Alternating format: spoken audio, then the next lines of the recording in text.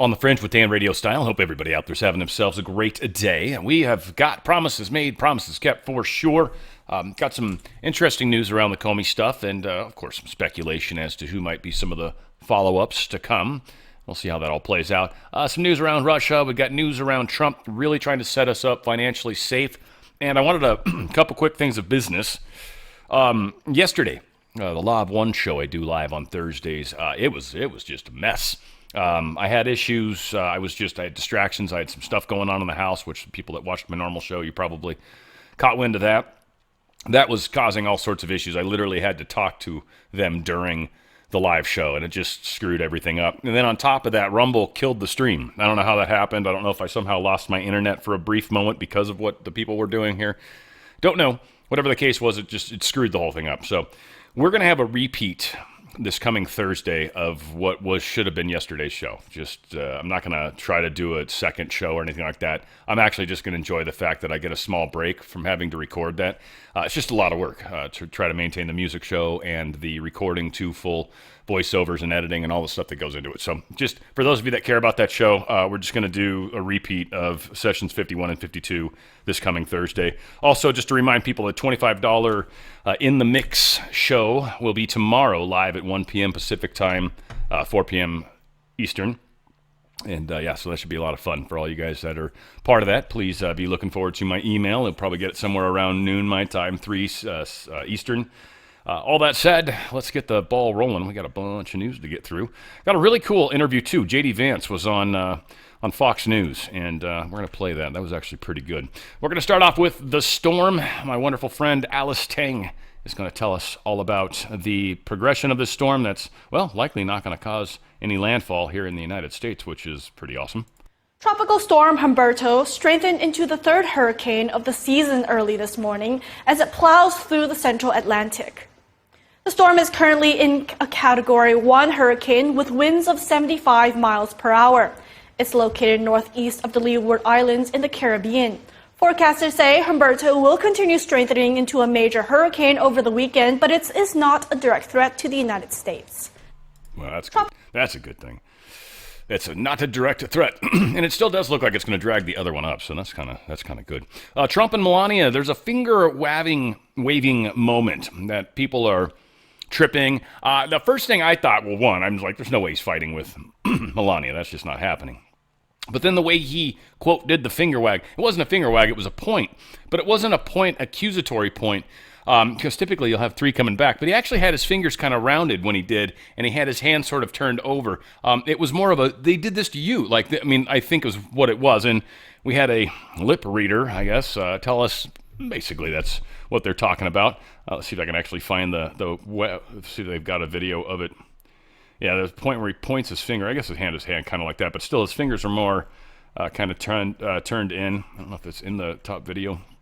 They had a GIF going to get you to click on this story, but anyway, I don't know if they've got it in here. It doesn't look like they do. Bummer. But yeah, there's just a moment where they're talking, and he points his finger like that, and then Melania does something with her hand. Anyway, people were speculating like mad, as you can imagine.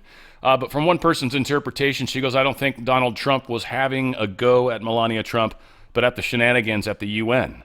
Forensic lip reader Jeremy Freeman said. Lip reader believes that Melania said Trump just continued when the escalator suddenly shut down while they were on it. It was unbelievable. How can you do that? So Donald said, look at me.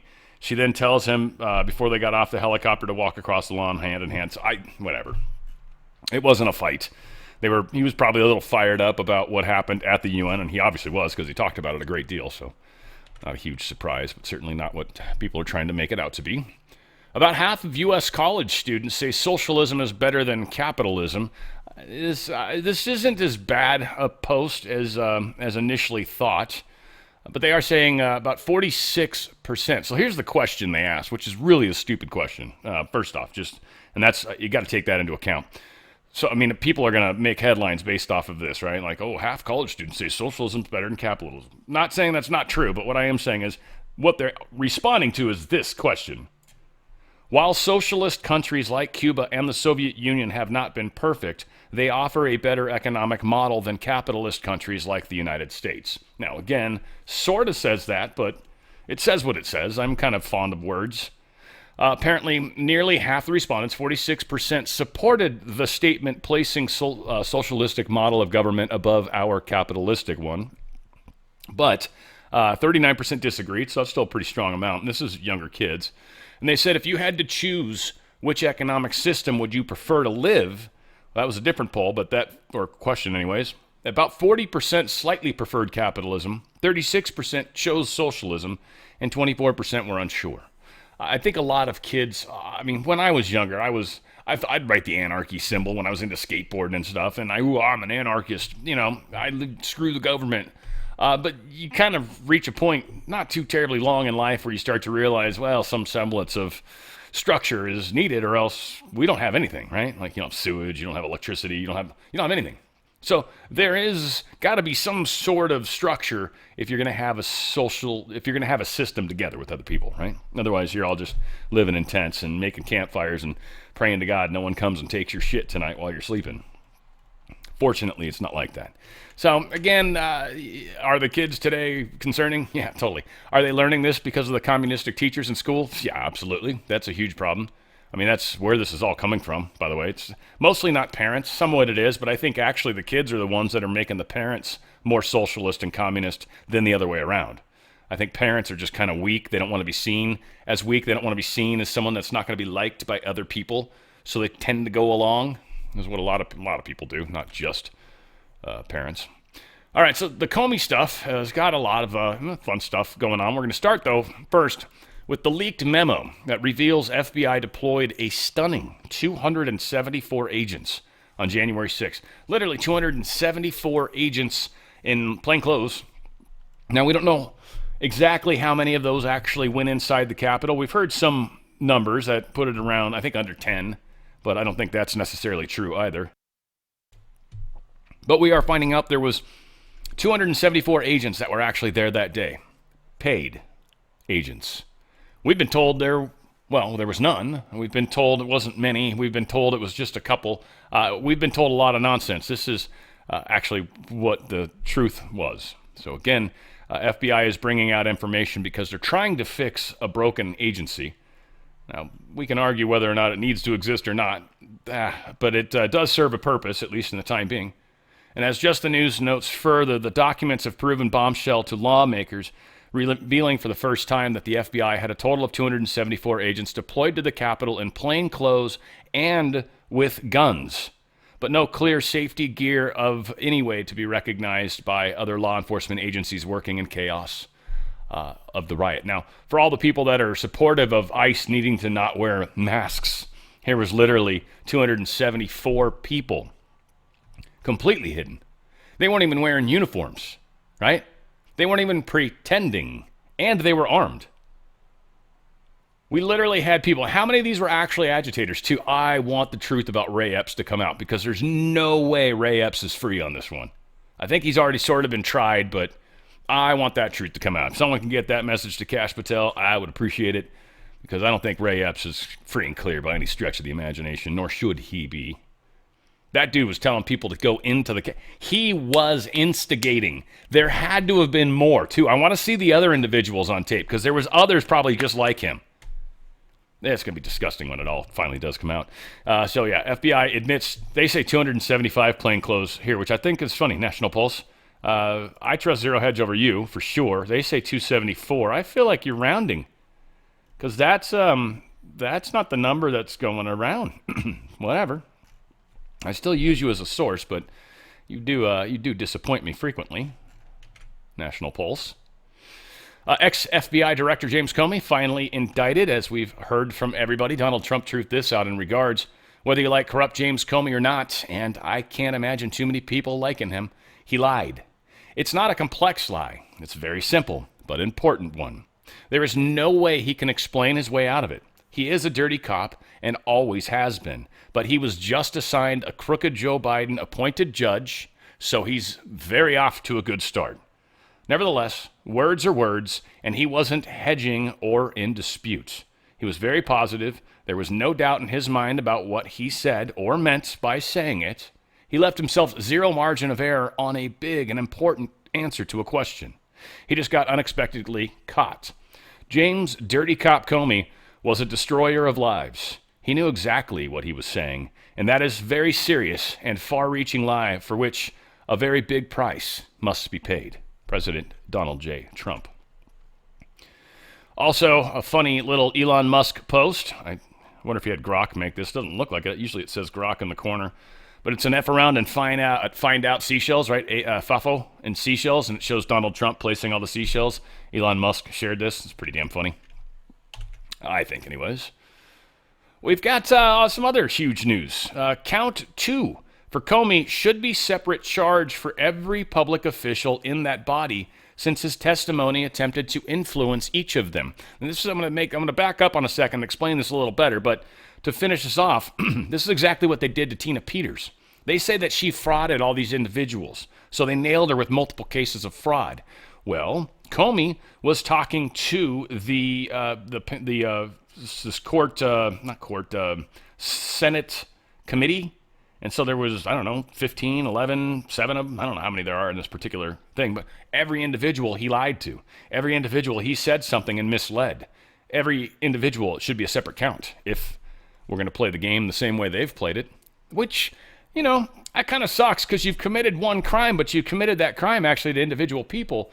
I mean, it would suck if you're the criminal. That's for sure. You'd be like, dude, that's messed up, man. But then at the same time, you're like, you just tried to defraud multiple people. Just because you were using the same defraud tactic doesn't mean you just, get one charge. No, you did it to hunt a bunch of separate people. So, sorry. It's like if you commit robbery 5 times, right? 5 different people. You can't just be like, that's just one robbery. I just committed robbery. They're like to 5 different people. Oh, it's the same crime, though. No, it doesn't work like that. So we'll see what happens. Should be interesting. Lindsay Halligan. A lot of people are wondering, who the hell is this chick? This is the one that Trump has appointed to the this district. I forget which one she is. Was it the Virginia or whatever it is? East District of Virginia. And the person that was initially there, the person that Trump just fired recently, refused to take the case for Comey, and also refused to charge, I think it was Letitz James. Wouldn't charge either of them. Said, nah, not going to do it. So Trump's like, fired, putting somebody in immediately after that. Now we've got a case. Funny how the game plays, right? And this lady was Trump's lawyer. She was brought into his orbit back when she joined the legal team in 2022, part of the legal proceedings in Florida with the classified documents.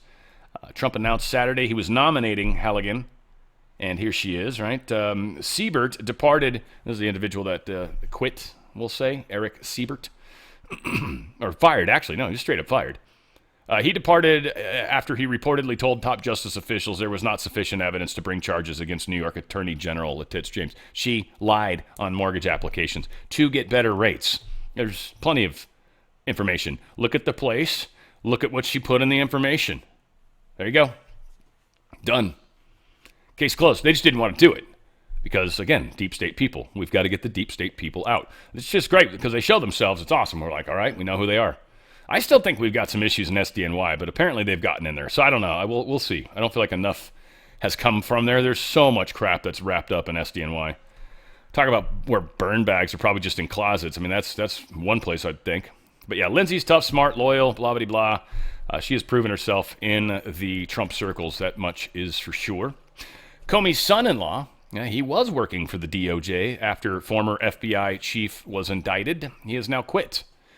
He said, to uphold my oath to the Constitution and country, I hereby resign as an assistant United States attorney for the Eastern District of Virginia in the Department of Justice, effective immediately. Strange that he quits right after the new boss is in town. Who wants to bet that was one of those either quit or be fired moments? So James Comey's kid was there. Wasn't James Comey's, so this is his son-in-law. And James Comey's daughter was assigned to SDNY and was handling those cases. How the world turns, huh? So James Comey's daughter stepped down or quit or was fired. I don't remember which it was for her. I know she bitched about it, but whatever. And now we've got this Siebert dude, right? Siebert and Ernie. Where the hell? I lost his name. Doesn't matter. Whatever. I thought it was up here. It doesn't matter. All said, this is very interesting how the whole family working together. I wouldn't be surprised if there's others that are tied in, right? This is kind of how the game's played. FBI Director Kash Patel made 2 posts that were of note. Career FBI agents, intel analysts, and staff led the investigation into Comey and others. They called the balls and strikes and will continue to do so. The wildly false accusations attacking this FBI for the politicization of law enforcement comes from the same bankrupt media that sold the world on Russiagate. It's hypocrisy on steroids. Their baseless objections tell us now, more than ever, that we are precisely over the target and will remain on mission until completion. And he also posted this. Today, your FBI took another step in its promise to full accountability.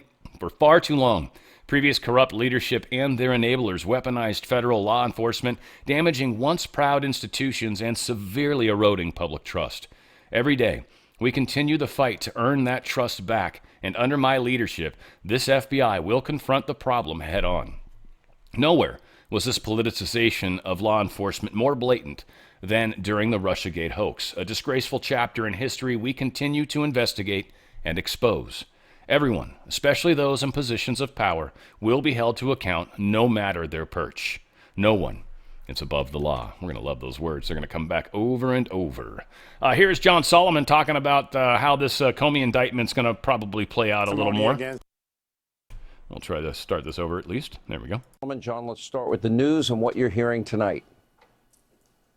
Well, listen, the key testimony against James Comey is going to come from his inner circle. One of the people that he trusted and ran the FBI alongside of will be the key witness saying, no, he authorized me to leak information contrary to what he testified to Congress. That's going to be a difficult case for James Comey to defend. I just want to step back. Yeah, well, it could be McCabe. It could be Daniel Ritchie. It could be James Baker. I keep an eye on James Baker. Remember the documents we had on your show a couple of weeks ago? All 3 of those are in position to testify they were authorized to leak. We'll see which one is person 3 when we in the indictment. But I would bet it's James Baker from what I know. The second thing that is just the pure magnitude of what happened today. 50 years ago this year, an attorney general was convicted for the first time in history of crimes. Tonight, for the first time in history, an FBI director is indicted on crimes, and both men face the same charges: false statements and obstruction of justice. It's an extraordinary moment, a grave moment, when a director of the FBI is accused of this level of criminality. Your sources tonight are telling you what, John Solomon? What could be next? I think other government officials are in danger of being indicted in the coming weeks, some in the FBI, some in other parts of the government. This is the beginning of a large accountability roundup in government. And I think what's really remarkable, most of my career I've spent uncovering FBI cover-ups. The FBI has a long history of misleading Congress. Comey falls into that. But the evidence against Comey tonight comes from the FBI and its new director, Kash Patel, who promised radical transparency, and he actually provides the key piece of evidence that leads to this indictment. If you're a member of Congress and you've been tired of being lied to by the FBI, tonight's the first time the FBI actually did something about it. They turned in their own man tonight. I think that's an extraordinary part of this story. You got to love it, especially considering it is Kash Patel. Everyone's going to say it's political, but it's not. We have been politically attacked for, 9 years now, right? And what we're doing is we're actually getting the criminals. Now, the other side's going to get pissed. They're going to say it's political. Again, many of us at this point don't really care. Here's the thing. The numbers are going to be dwindling. As more and more of these hate crimes happen and the stuff that continues to happen from the left, the people on the left are going to have a harder and harder time supporting their own party. So they are leaving in droves. It will continue to happen like that. Eventually, we'll have it just down to the small little margin of hugely communist, progressive, crazy people, and it will be reasonably easy to deal with that. It's not going to be, it's not going to be as huge a problem. There is going to be some more danger. This, again, is one of those things where if you're going to go out into public spaces, if you're going to go out into certain places that are specifically political in nature, be careful. Know where your exits are. I wouldn't recommend necessarily going to places and just lighting yourself up like you can, it's your call. I know a lot of people love to do it. But if you're going to just partake and be a part of something, doesn't mean you need to stand out. And so it's up to you. But wearing the MAGA hats sometimes will get you as a target. Again, it's important to wear them. And for those of you that got the cojones to do it and the places to do it, go for it. But you are putting a target on your head. It is one of those things, like, it causes people on the right to freak out. Or on the left, I'm sorry, to freak out. It causes them to, it snaps them. It is a trigger. I think it truly is one of the triggers that has been programmed into them. I think this one has been primarily through repetition. You repeat something often enough, it just becomes a fact. It becomes truth. And then I think that creates triggers just amongst regular people that are programmed by the TV. MK Ultra programming, kind of different, trauma-based typically. That breaks people into multiple personalities. And then the personalities don't know about each other, so they can do all sorts of crazy stuff. And you can program them separately. You can trigger them separately. Totally different trigger, words, phrases, pictures. So again, we are in challenging times, and then on top of that, it's an information wars, and we're constantly being bombarded with information that's not correct, both from the good guys and the bad guys, kind of. I mean, most of the good guys are giving us info, but they intentionally say things sometimes, too, that are meant to fire up the other side. We are playing a game with everybody, and so we got to keep these things in mind, absolutely. Comey was indicted on a 5-year delta. For all the Q folks out there, this is kind of an interesting one. James Comey posted, opinion, James Comey's truth is finally out. The FBI fulfilled its mission. December 9th, 2019. They were saying, where's the date in there? Oh, the Q post, I guess, was on September 25th. Yeah, Comey's status, worth remembering. Think what you know now, or now know. 5 years ago today, a Q post linked tweet to James Comey that was originated tweet in 2019. I mean, the tweet that he originated, so it was all lies, no treason, no spying on the campaign. Oh, yeah, there we go. No tapping Trump wires. It was just good people trying to protect America. This is what everybody's echoing, too. These numbers are getting, or these words are getting shared by everybody's copying and pasting this stuff. Again, it's weird. It's the way the bots work or something. I don't know. Or if it's the way their phraseology has to work. I don't fully understand that. I just know they use it over and over, right? Like, I see them doing it. I don't get caught up in it. And I think a lot of us don't. So it's harder to kind of see how it affects others. Like, it's fun to watch people read something and then freak out. And you're like, that was weird. Like, you can see it happen. But when it's just like happening in everyone's own remote little area, and then people are throwing their phones down and they start crying or something crazy like that, it's like, okay, didn't see that coming. But yeah, interesting, 5-year delta on the Q post. Those don't happen all the time. There's people constantly looking at them, but they happen often enough. Charlie Kirk posted this out. How many Obama-era officials are we going to catch lying and let them get away with it? Jim Comey, Hillary Clinton, Peter Strzok, Andrew McCabe, Lois Lerner, Hillary Clinton, Eric Holder, John Brennan, James Clapper, Sally Yates, Joe Biden, now Susan Rice. When will we hold them accountable? Posted May 20th, 2020. That's a lot of 20s right there. Interesting, that's 666 if you think about it. May makes it 5, so that's kind of helps. But that is an interesting little string of numbers. Devil people, 666. You tell me if I'm far off.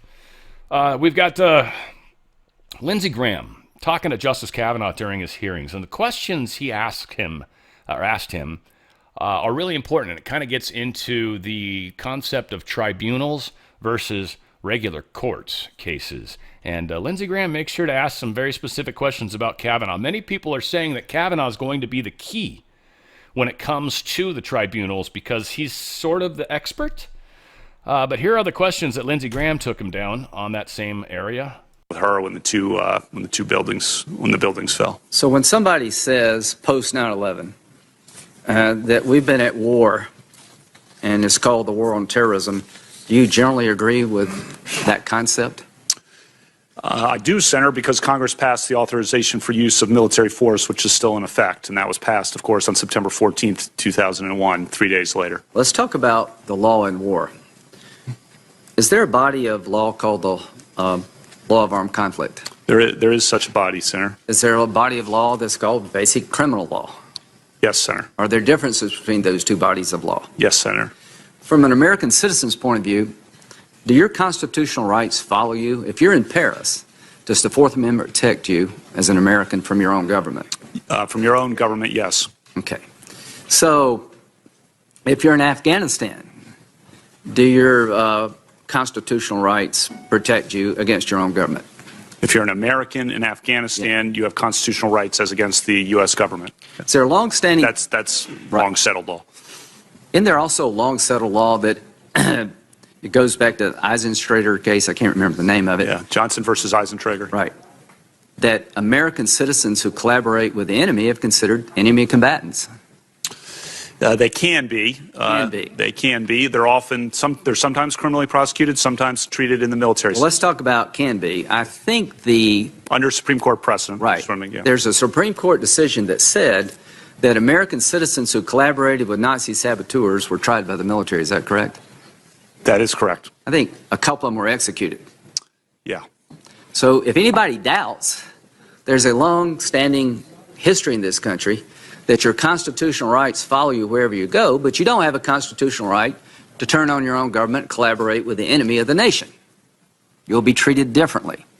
What's the name of the case, if you can recall, that reaffirmed the concept that you could hold one of our own as an enemy combatant if they were engaged in terrorist activities in Afghanistan? Are you familiar with that case? Yeah, Hamdi. Okay. So the bottom line is, I want every American citizen to know you have constitutional rights, but you do not have a constitutional right to collaborate with the enemy. There's a body of law well developed long before 9/11 that understood the difference between basic criminal law and the law of armed conflict. Do you understand those differences? I do understand that they're different bodies of law, of course, Senator. Okay, if you're confirmed, and I believe you will be. This is what's going to be tried against them. So all these people are going to claim they've got rights of free speech, but they've been working with foreign entities. They've been essentially doing RICO, right?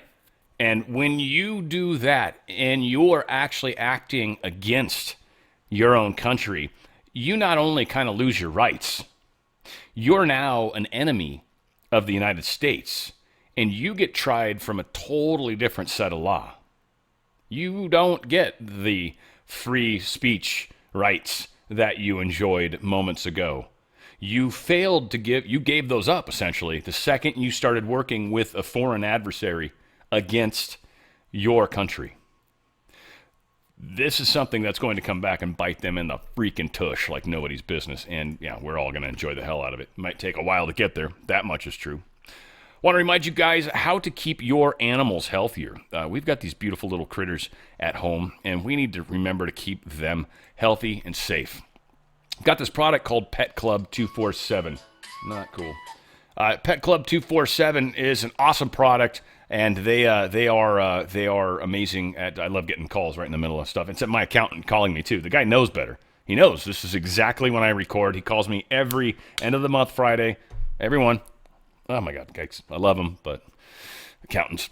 So, yes, you want to go to danradiostyle.petclub247.com. Man, the last 2 days, just distraction. It's been interesting. I'm obviously out of balance right now. It's very good. Very interesting. danradiostyle.petclub247.com. So this mushroom, it's called Coriolis versicolor, and it is amazing what it does to the immune system. Actually, not just in dogs, not just in cats, not just in horses, but also humans, believe it or not. There's a guy called Baby Trump running around, and he had a throat tumor, he claims, and he came on my show and talked about it, and he's been on a bunch of people's shows and talked about it, but he claims these guys are just miraculous stuff. He went in, literally, and just took gobs of the medicines. We've got, a few different ones that they've got, like In Focus is one that I take, and you take like one pill for every 50 pounds that you weigh, and it just helps get that Coriolis versicolor in you. Again, dogs, cats, same thing. They've got pet foods and stuff like that, treats, right? That's definitely one of the things you want to do, mush puppies. It's like a cookie. They got Mojos. Dogs and cats love these. They're little liver treats. These things have the Coriolis versicolor in them. So it's a way to give the dog or cat something they normally kind of get anyways, just make sure it's got a little added something that's going to help their immune system. There's been a lot of studies that have shown helping with their coat. There's been some of the animals that have bumps and stuff under the skin. Those have gone away. Had animals that have literally had tumors disappear. I mean, it is a powerful product, and it works very well, not just, again, on animals, but humans too. This mushroom, you can't get too much of it. But really, it's an issue of overfeeding the pet, right? You can want to give them more of something, but you can't give them so many calories they start to get fat. Now you've totally defeated the purpose, right? So there are ways you can swap stuff out. Say, one, check the food you're giving them. Just make sure it's healthy. Doesn't have a bunch of made-up crap ingredients, because if you're eating a bunch of crap ingredients in your food, it's going to affect your health. Same goes for the dog. Their food is perfect ingredients. It's just amazing, healthy, natural. They've even got this freeze-dried one. 1 pound of food actually makes 5 pounds of food when you add a little moisture to it. It's pretty cool. And on top of that, it's got the Coriolis versicolor in it as well. So there's ways you can swap out calories with more appropriate calories. They've got a special sauce. If they need some extra calories, you can put that on top of their food and kind of try to give them another way to get it. And you've got... you've got mutton mince, helps with their breath too, but that's got Coriolis versicolor. And they've got chill doggies, little doggy treats that you put in the fridge. You know, if you like to get a little treat for yourself from the fridge, you can get a little treat for them too. And then that way both of you have your little moment of happiness, right? Moment of bliss. Well, they've got Coriolis versicolor in their treat. It's actually helping them a lot more than whatever you're probably eating, right? Unless you're eating a strawberry or something, maybe. Right? Cats, they have fewer choices just because dogs like they have sticks and shit. You should actually check out the antlers too, by the way. These are dogs like sticks. Antlers are actually mineral. When they chew on those, it gets that mineral inside their body. It is super good for them. Antlers grow back on the animals. They fall off, break off. So they're just, people collect them. And it's an excellent stick, quote unquote, stick for your dog. They're super healthy. That's just one of the, probably, if you don't buy anything, that would be the one thing I would highly recommend for the dogs. I bet you they dig the hell out of them, because dogs don't care. It's stick. They love them. They're like, yeah, stick? Shit, I'll chew on that thing all day. All day.Maybe I'll bury it. Cat food, they got wet food, they got dry food, same old stuff, right? So a couple ways. I got that freeze-dried stuff as well. Add 1 pound of food becomes 5 pounds. You know, they actually have that for soil, by the way. I got that potting soil. It tripped me out. Expanding soil. Anyway, neither here nor there, but I didn't realize how much bigger it got. All said, go to danradiostyle.petclub247.com. That's danradiostyle.petclub247.com. Mush ponies, and then humans got a whole bunch of stuff. Easy one. The gummies. And we've also got coffee that don't have that had the Coriolis versicolor in them. And it also doesn't have that toxin. That toxin is actually what makes you have to pee immediately. It's not that coffee's a diuretic as much as there's a toxin in coffee and most coffees. And once it gets inside your body, immediately your body's like, get it out. And it just goes into this like pee mode. So again, it's one of those things where that actually might be one of the problems we have with coffee and maybe urinary tract cancers and stuff along those lines. All said, that's total speculation. I have zero to go on other than just... whatever. And chocolate chip cookies, they've got the Coriolis versicolor. That just seems so weird to me. Like, healthy and it's a cookie, for people, right? You know how the dogs work? They want a cookie? You like cookies. Maybe you guys do it together. Whatever the case is, go to danradiostyle.petclub247.com. Make sure you make yourself healthy and your little loved ones healthy and everything under the sun. That's, they got some other cool stuff they're starting to do now. Longevity gel. They get this weird body balm plus. This stuff's really good. It's good for the dogs too. It's like really healthy. Like on their noses, if you've got an older dog and they got that dry, cracked nose, you can actually put this stuff on there. It helps rejuvenate the skin. And it's totally all organic and healthy and pure and all that crazy stuff. Like, yeah, it's everything you would ever want. I got some relief cream. I got some cool stuff. I don't know. I'll wait until they get some pictures for those. But all said, again, danradiostyle.petclub247.com. Okay, there we go. This is huge news. In the Tina Peters case. Huge news. Not just in that case, but in all electronic election information type things. In their case, there's an individual, he's, or she, or whatever. They're not identifying the name. They're going to kind of blur them out, and then they're going to alter their voice, and they're going to redact who they are as individuals before this actually comes out. But the videographer... they said, all right, you may proceed. And he goes, who's thereupon? Who's that? By Mr. Case. Thereupon. I don't know who's who. All right, whatever.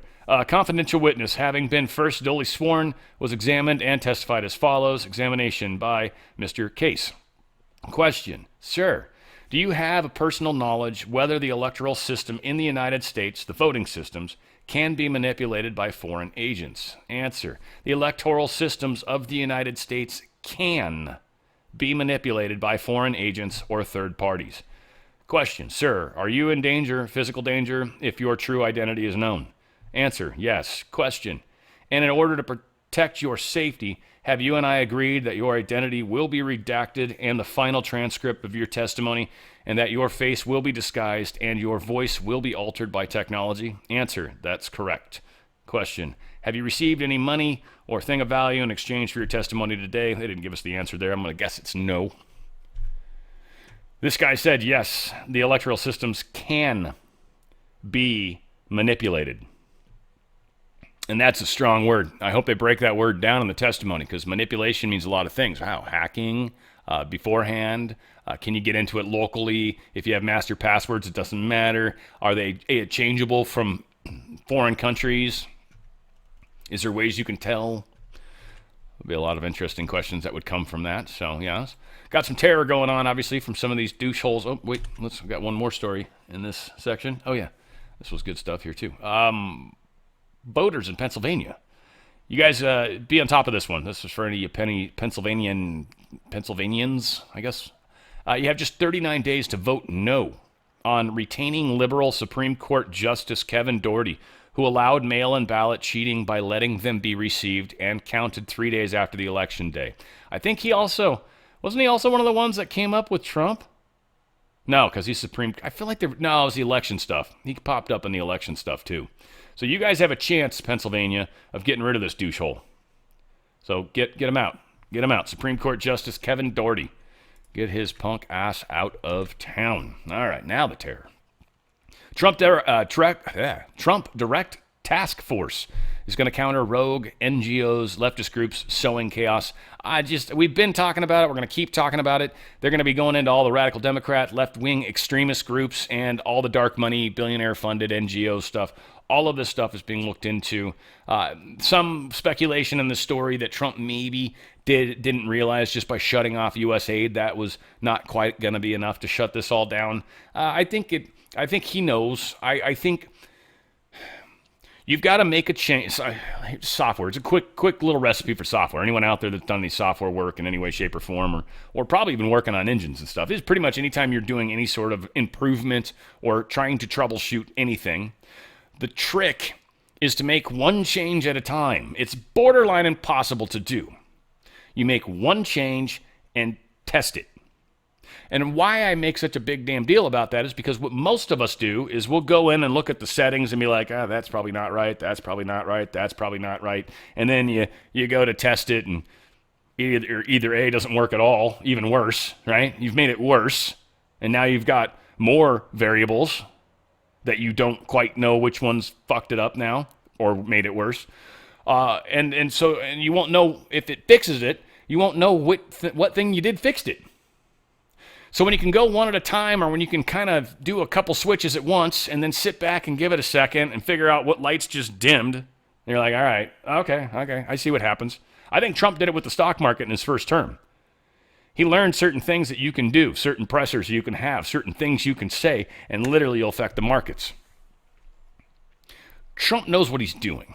I think taking down this system is a piece-by-piece situation, and it's, I don't think quite like whack-a-mole, but I think when you see a head pop up and you smash it down, you probably just took out a head. I mean, there's a mole that's missing now, but there's a crap ton more that are going to pop up.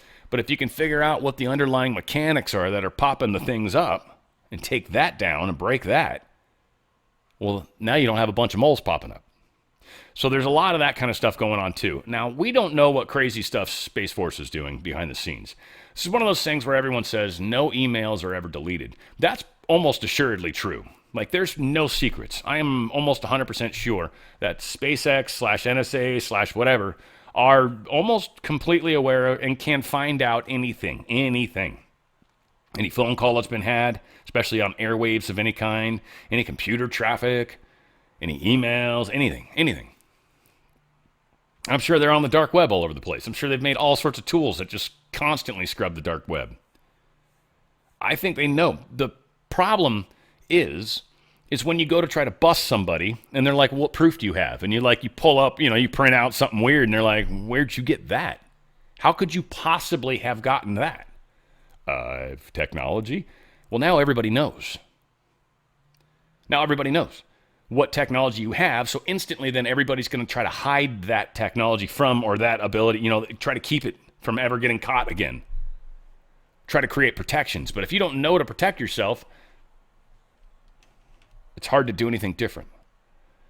So whether it's the tribunals where that info comes out, which makes more sense because it's never going to go public, or certain cases that are redacted, no one ever finds out because classified stuff, whatever. I mean, there's going to be a number of cases, I think, where maybe some of that information can come into play and we'll never, ever, ever hear about it. So know that. I mean, it's almost assured they can do it. We'll never have proof of it, I don't think. Ever. Something John Harold brought up, and this is cool. It's nice to see John Harold pop back up in the fray here. Yesterday, Trump issued National Security Presidential Memorandum NSPM 7, which that stands for National Security Presidential Memorandum, in case you didn't quite catch that, countering domestic terrorism and organized political violence. The issuance of SPM 7 has revealed that there has also been a secret classified SPM 6 that was issued. We don't know what the title of that is, nor when that was. There is something he did recently that we're not aware of. Now, I will say, I swear to God, there was talk how he called Antifa a domestic terrorism group way before he finally told us and signed the executive order. So I kind of wonder if this one ties into that in some way, or at least the Soros stuff, the money, who's getting money, which politicians are like, it's probably tying into some of that stuff. I mean, again, speculation here, totally, but they're not letting us know, that's for sure. Soros Foundation gave $80 million to groups tied to extremist violence. Just one report highlights the Sunrise Movement, which it says has received at least $2 million from Open Society. But there's a whole lot of groups they've done. They've awarded more than $23 million to 7 groups that directly assist domestic terrorism and criminality. Again, quite possibly what that missing 6 is could very well be tying into this stuff, because all this stuff's happening right now. And John Solomon's doing some great reporting on it. Retired New York financier and his personal assistant have been charged with sex trafficking and transporting women to engage in commercial sex acts. This dude was tied into the Democrat Party, I think. I forget who he was. The article had it in there. Oh, he was from the Eastern District of New York. Attorney from out there. Anyway, he's tied into them some. He had this sex dungeon in his New York City penthouse. He was doing all sorts of horrendous stuff in there. Yeah, all sorts of messed up stuff. Oh, well. I think I missed a data point in there. I thought it was in the story, and it wasn't. We got Donald Trump here talking. Pam Bondi was asked a question. Donald Trump kind of answers it better for her because she answers it the proper way, and Trump answers it the Trump way. Can you comment on a New York Times report saying that Justice Department officials have asked attorneys to target a George Soros-funded group? And is this executive order that you just signed a part of that? I'm not going to comment on whether there is or is not a pending investigation, but everything's on the table right now. I don't think anybody has to ask, because if you look at Soros, he's at the top of every. In fact, sometimes they say, could he be involved in this many things? But he's in every story that I read. Stories that I read keep talking about Soros, and so I guess he'd be a likely candidate. Thank you very much, everybody. Yeah, Soros is totally being investigated, and again, who knows? Maybe it's not number 6, right? Might not be, but sure could be. Here's the Ingram angle where she's got our good friend on there, Mr. J.D. Vance. Yeah, I want to make sure I got 1.25. It's 10 plus minutes, but it'll shorten a little bit, probably by about 2.5 minutes or so. But it is pretty good. She asked JD a lot of questions. She covers some of the key stuff, and I think it's important to give JD some of his time too, because he's doing a marvelous job, and I think he needs the practice for sure. But on top of that, he's going to be the guy to replace Trump almost assuredly. Almost assuredly, JD Vance is who we're going to be looking at for the next 8 years after Trump. Earlier today, I had the chance to sit down exclusively with Vice President J.D. Vance at the White House. Covered everything from Kamala to Kimmel to Kirk. And, of course, the dangerous rhetoric Democrats continue to spew. As somebody who understands history, When I see ICE, I see slave patrols. Donald Trump's modern-day Gestapo is scooping folks up off the streets. They're in unmarked vans wearing masks. Folks getting snatched off the street by secret police who are wearing masks. These people are terrorizing our communities. Mr. Vice President, thanks for joining us tonight. Democrats have called ICE agents everything from slave patrols, kidnappers, and Nazis who are terrorizing communities.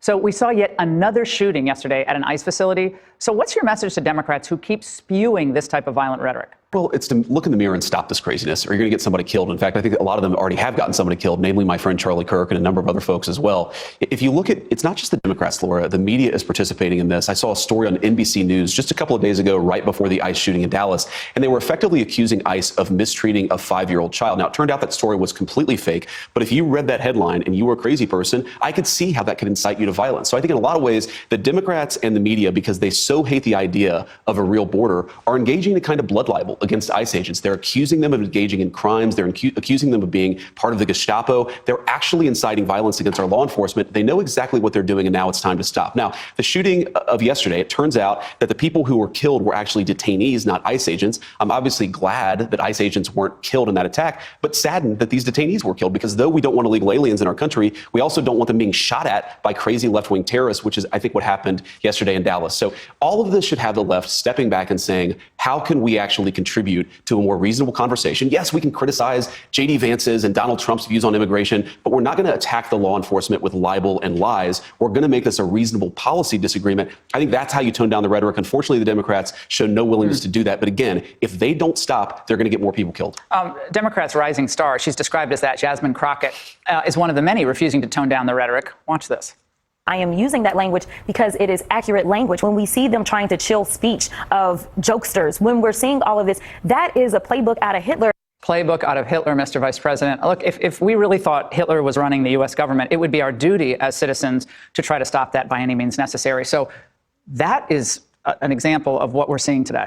Well, that's exactly right. And a reasonable response to fascism, to Nazism, would be violence, right? So what they're saying effectively is that you should engage in violence because the regime, using Jasmine Crockett's words, are so bad. Look, this is obvious. They're obviously using the kind of rhetoric that turns the dial up to 10. They're trying to make this, they're trying to delegitimize our entire political worldview. But in the process, I think that they're motivating at least some crazy people to go out and commit acts of violence. And again, Laura, I'm a big boy. Criticize my views on immigration policy all you want. Criticize the president, criticize our administration. But when you lie about our ICE officers, when you encourage unmasking and doxing, when you encourage your followers to go and engage in violent protests against our law enforcement, you are by definition inciting violence against the men and women who keep us safe. That's what really worries me. It's not the criticisms of me. It's the criticisms of the people on the ground who are just doing their job. They're trying to keep us safe. They're trying to enforce our border laws, and they are being treated by terrorists, by the Democrats and leadership in Washington, D.C. It's disgraceful, but more than that, it is inciting violence against our police officers, against our ICE officers. It's just got to stop. They're going to get more people killed. They've already gotten people killed. It's got to stop. On a cultural touchstone, which also seems to be having a lot of political implications, is the Jimmy Kimmel issue. His second night back on the air, he called Donald Trump a bully. For those who think I go too hard on Donald Trump, to the point where there are still a lot of people who think I should be pulled off the air for making fun of Donald Trump. So I want to explain that I talk about Trump more than anything because he's a bully. Donald Trump is an old-fashioned 80s movie-style bully.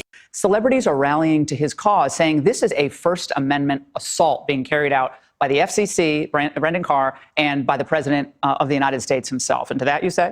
Well, there are two things. First of all, I'd like them to tell me exactly what Brendan Carr did to have Jimmy Kimmel taken off the air, because number one, he is currently on the air, and to the extent that he isn't in certain stations, it's because he's not funny and because his ratings aren't very good. So it is actually we should let these stations determine whether they want a non-funny comedian. Why should the government chime in at all? I mean, it doesn't give them fodder for their argument that this is like a pressure because of the mergers that are coming up, and so this is the government kind of putting its finger on the scale. So why even mention Jimmy Kimmel? It's just helping him. I think that Brendan Carr put out a couple of tweets or a couple of truths or whatever he did that does not constitute government coercion, and it's pretty rich, Laura, coming from the Democrats after years of the Biden administration explicitly demanding that social media companies censor. You didn't hear anything from the Democrats. You didn't hear anything from these celebrities about free speech, but Brendan Carr putting out a couple of tweets constitutes the shutdown of of Jimmy Kimmel's free speech rights, it's preposterous. There's something else that's important here, Laura, which is that these broadcast companies, ABC, NBC, CBS, they enjoy the public airwaves because they serve the public interest. So I actually think that we should be having a conversation about whether these companies are serving the public interest. That's actually totally separate from the Jimmy Kimmel issue because nothing happened to him.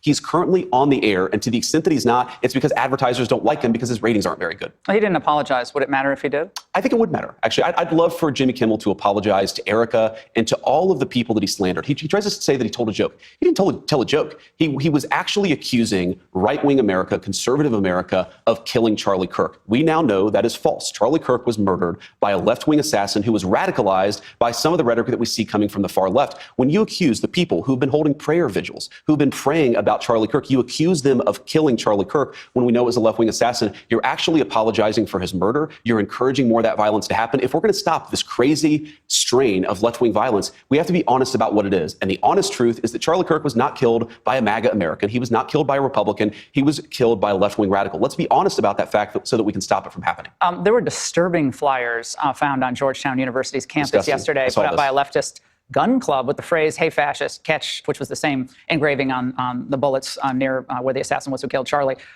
So what is your reaction to this? And is there a role that the federal government can play with these universities, given what's being done to perhaps incite violence against conservative speakers or conservative students or the few conservative faculty on these campuses? Well, first of all, as a basic policy issue, if you are using federal dollars to incite violence against conservatives, you're not going to get those federal dollars anymore, and we're looking at that right now. So Georgetown needs to make sure that it's actually making it safe for everybody, whether they're liberal or conservative, to express their views. If you're promoting and encouraging violence, I think you're by definition violating the contract you have with your students. You're violating the contract that you have with the American public. Let's step back and just appreciate this.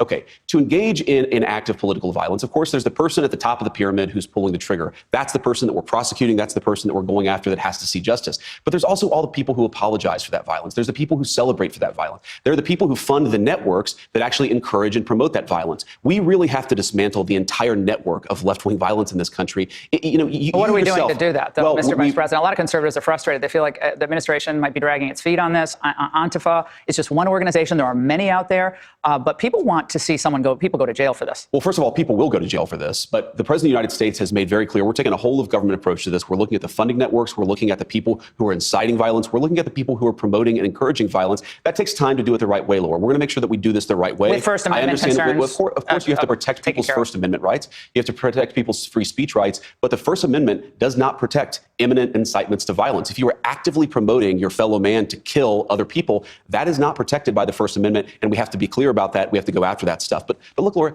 you cannot celebrate the person who murdered Charlie Kirk and be welcome in polite society in this country. You are guilty of encouraging this culture of violence. You're guilty of actually promoting the culture of violence. If you're celebrating Charlie Kirk's murder, if you're encouraging other people to take up arms in the same way, you may not be the person pulling the trigger, but if you're not being careful about the way that you incite violence, you are yourself part of the problem, and that's what we need to get to the root of. Hey, Sean Hannity here. Hey, click here to subscribe. FYI, too, for you guys,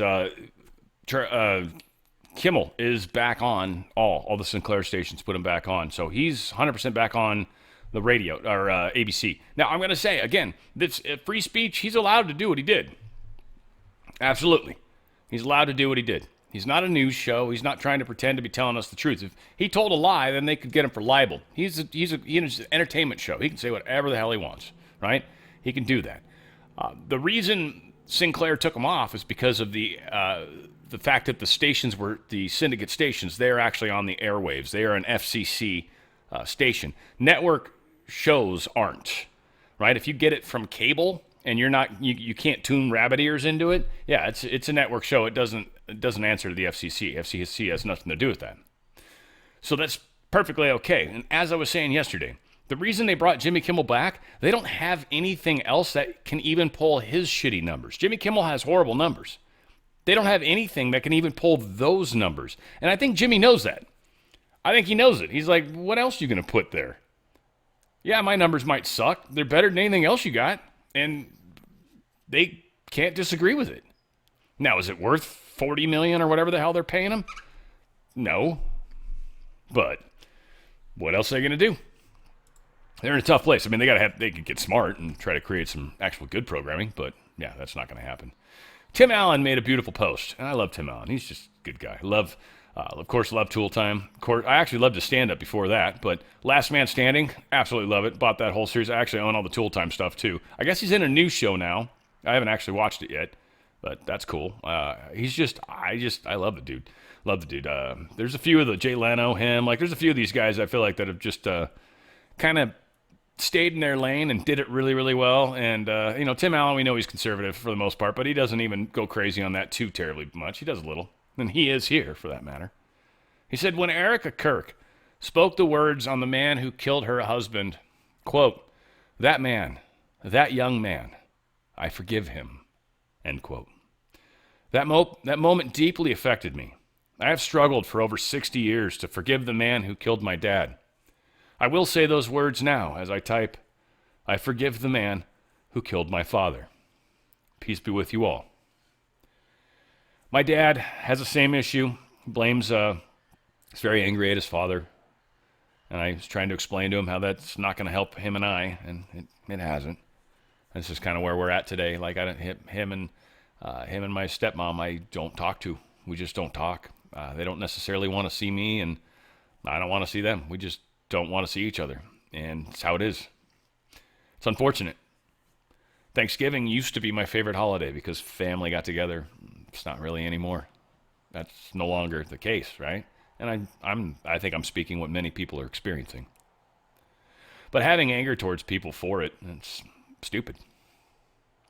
I don't blame them. Like Jesus said when he was on the cross dying, forgive them, Father, for they know not what they do.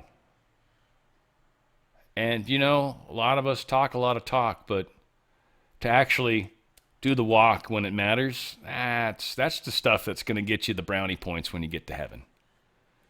None of this bullshit about wearing a cross or any of that nonsense. Nah. How'd you treat the Samaritan? How did you treat the individual that wronged you? How did you treat them? There was your opportunity to demonstrate that you're Christ-like. I don't give a shit if you wear jewelry that makes it look like you are. Do you do the actions or no? And if you do both, freaking awesome. I love that. That's super cool. There's far too many people on this planet right now that are hypocrites. And I'm tired of seeing people pointing fingers, pointing back at them. And they're not doing a damn thing, but they're pointing at other people waiting for them to get off their ass. That's the thing I get frustrated with. Especially because I bust my ass every day to try to help this cause. Help everybody. To help as many as I possibly can. Well, in the way I help. I mean, I could try to be I could try to get a huge audience, but then I would have to stop trying to help people. It just I wouldn't want to live with myself at that point. What's the point of doing this? I don't want to just get ratings. Fuck that. I don't want to just have a lot of people watch me and know. I don't want to be famous, frankly. That's not what I'm after. I want to help as many of you as possible. If that's, 50,000 a day, all right. If that's 100,000 a day, all right. If that's 1 million a day, all right. I mean, frankly, I'm going to be stoked. I know it's going to grow. But I'm more worried about how many I'm helping. You guys are rippling. You guys are the ones that are internalizing this, growing from it, and going out and using it. That's far more important than anybody else what they're doing. I don't give a crap what anybody says. I don't know anybody else that's doing this. I hope they start. And I hope they're better at it than me. That'd be awesome. I think there's people that are trying to confuse this, but we'll see how you guys do. Hopefully, we've trained you well. Biden-era illegal alien truck driver from India cripples a 5-year-old girl in California. What was this one? Oh, yeah, 3 men arrested after Texas baseball coach shot during 20-minute gunfire barrage. They were shooting outside of where a baseball diamond was, but they're apparently shooting right towards where the baseball diamond was. They had no berms or any backings to stop the bullets they were shooting. They were just doing target practice in flat land, like just flat land, going, they'll hit the ground eventually. Yeah. After they hit a human being, hit him in the shoulder. Fortunately, the coach survived, but he started freaking out trying to protect his kids. They couldn't tell what was going on, if these guys were intentionally shooting at him. Again, as it turned out, they just were idiots. 23-year-old Mahmoud Adelasalam Rababa, 21-year-old Ahmad Mawed, and Mawed. Anyway, Mustafa Mohammed Malaga. He's 27. They were all charged with deadly conduct, discharge of a firearm. They're all felonies. These dudes kind of all sound like they're, well, possibly from the same neck of the woods. I don't think they have a lot of trees where they're from. Maybe calling it woods wouldn't be the proper terminology. Eyebrow land. That's where they come from. The land of eyebrows. Nobody died, by the way, so that's the only reason I even sort of kind of poke fun, but obviously there was a feeling going on in those stories. Musk XAI wins a federal deal. Trump agencies get grok for just 42 cents. This got to be 42 cents per computer or something. There's just no way he's like, all right, federal government, you want to use grok? All right, I need you to write me a check for 42 cents. Can I just give you $1 and give me some change? Nope. Got to write me a check. Needs to be a cashier's check. It's going to cost you $2.50 to make the check. Yes, 42 cents. I am assuming is per person, which is, by the way, still extraordinarily cheap. Right? Even if 1 million people are using it, normally Microsoft would charge each person a few $100s. We'll give you a deal. We'll charge you just $200 per person. We have 1 million people. All right, 150. So 42 cents. And supposedly Elon Musk has a thing about the numbers 42 for a few reasons. They go into this first off 420 because that just adds a zero, by the way. Just saying. Just adds a zero. Zeros don't count, so it's 42. Also, 42 is the answer to everything. We want to know the answer to everything. They actually said the meaning of life in here. I'm like, you didn't actually watch the movie that you were quoting in here, which they were talking about Hitchhiker's Guide to Galaxy. Tell me if I'm wrong, guys, but it wasn't the answer to the meaning of life. It was the answer to everything, right? The answer to everything. I thought that's what it was. Anyway, maybe I need to watch it again. But yeah, 42. It was pretty funny. It was took generations to get this answer. This amazing AI supercomputer, and then finally the answer is 42. And everyone's like, what? Yeah, it's funny as hell. It's a good movie. I don't know. I read the book and then I saw the movie. The movie did a pretty good job. Book is better, but there's a restaurant at the end of the galaxy or something like that. There's a few books. Dude's pretty good. Pretty good guy. And again, the movie was funny as hell, I thought. Louisiana and Mississippi, they're experiencing some widespread 911 outages. They said it's a fiber issue, but man, I couldn't help but think of that New York thing. What about you guys? How many of you had that thought pop in your head? You know, the New York where they had all those different SIM cards and stuff, and they could take down 911 during the UN. They were all worried, and Secret Service caught it and shut it down just before. Woo, that was close. Well, wonder if this is something similar over there in Mississippi, Louisiana, New Orleans area. Probably. Trump highlights dead heat in the New Jersey governor race. Polls are showing Ciattarelli and Sherrill tied at 43% each. Y'all, if you're out there in Jersey, you need to get your ass out there and make sure you vote for that governor. The proper one, I guess, is supposed to be Jack Ciattarelli. It's the Republican anyway. Definitely the better choice than Mickey. Oh, Mickey, you're so fine, you blow my mind. Hey, Mickey. Hey, Mickey. That's it. I'm not going to do any more of it. Wasn't even that good. Hochul handout. She's handing out $400 to each, to millions of New Yorkers. She's giving out money. Oh, that's right. There's an election coming up. Oh, I forgot. Let's buy votes. How do you buy votes? You give taxpayer money away. And then you get votes. And then you go, we need to raise taxes. Oh, my God. This is how the lefties think. She is such a lovely, lovely lady. Her and Gavin Newsom. I can't wait till the porno of them shows up. When that finally comes out, that'll be good. Even if AI made it. Not that I'd watch it. I'd probably share it, though. I mean, I don't know if I'd stream it. Don't get me wrong. I'm not trying to get crazy. Make my own, Dan RadioStyle porn channel, maybe. That'd be cool. Maybe. You know, sky's the limits, guys. I'm kidding. For any of you guys that just instantly got us insult. I can't believe you do that, Dan. Relax. Some of you guys just can't take a joke.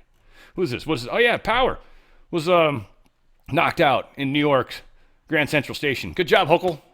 Can't even keep the frickin' lights on the subway. Aren't those electrically charged? I keep hearing about this famous third rail thing that's electrified, right? If you fall and you'll die instantly because of electricity. Can't even keep your subway electrified? Really? Would you not pay the bill? You have to borrow some money from someone? Sounds like you got your playbook from, again, DeSantis. Can't wait till that porn comes out. God, it's going to be good. I'm just trying to manifest it. That's all it is. I mean, I'm hoping it exists already. But, I mean, if they're the age they are now and they get caught boinking, that's fine. I can live with that. That's either way. Obamacare sweeteners are poisoning the budget negotiations. Sort of a complex story that I don't really want to get into, but that's the insurance, the way the Democrats were feeding money into the insurance industry, the way they were forcing people to get it, it's just the way they were trying to control everything and get it into one payer, essentially. It's what they were kind of trying to do, but the insurance companies and the hospitals and everybody in between were just raping this system. And so it became to the point where normal Americans couldn't pay for it by themselves. Now taxpayer money had to be used to subsidize these benefits, this Obamacare stuff. And this was, again, where they wanted to get socialized medicine. And this is why they wanted to start getting the taxpayer money involved. But you're still forcing private money too. So taxpayer, they just made insurance extraordinarily more expensive. They've made healthcare extraordinarily more expensive. And this is kind of where we are right now. And it's not going down. And in fact, these numbers are, when you look at inflation of healthcare over just regular inflation, this is another number they need to pull out because they ignore it. They ignore fuel or energy costs, electricity for sure. Like electricity should be in the inflation number. Even if it's a separate graph, show us how crazy high that price is going as we green our country. Inflation's going out of control. We just ignore a bunch of numbers and just be like, no, I mean food. Nothing else. Rents have gone through the roof, right? People can't buy houses anymore. It's not the food. Oh, okay, food's not that bad. Oh, it's only up 7, 8, 9, 10% from last year. Okay, energy's up almost, 30%? Yeah, everything they touch. Everything the Democrats touch, they ruin. The Midas touch, right? Turned to gold, which is still a problem. But they've got the poo touch. I don't know what that would be called. The Winnie touch? Maybe that would work. The Winnie touch. That's what they've got. And they'd be like, Winnie touch? And be like, yeah, poo. Everything they touch turns to poo. Winnie the Pooh. That's as good as I got. I don't know. Making shit up on the fly, man. Sometimes it can't be good. Guy, what are you going to do? Trump defeats Newsom as California repeals their electric truck mandate. This just saved our state. Thank you. Oh, my God. They were going to go to full electric trucks by 2033 or 2036. It was impossible. They don't work. Now, again, this is going to be a bummer for Tesla, but I don't think those electric trucks were coming close to doing as good as they hope. Now, I will say this. There is definitely, if they can automate those things, I'm thinking like in ports and stuff like that, there's a lot of trucking that could be done with AI very effectively. And you don't even need a person, and you could run it 24/7 for the most part, right? So there's places where I can see the use of these things. You just charge it when you're, charge it when you need to use the other one because, but AI, I think, could do a lot of stuff at the ports where it's just moving trailers, getting them ready to be picked up by whoever that are going to take them to all the different locations outside of the port. Those are the trucks that need to be gas powered, obviously. Trump being cool and calling out the different truck manufacturers too, like, I forget the names of them. Obviously not Volvo. And they were in here. Man, I hate it when I can't find stuff in stories that I remember it from the story, but I can't find it in the story anymore. Oh, well, whatever. It doesn't fucking matter. LA controller accuses city of wasting millions on outside audits.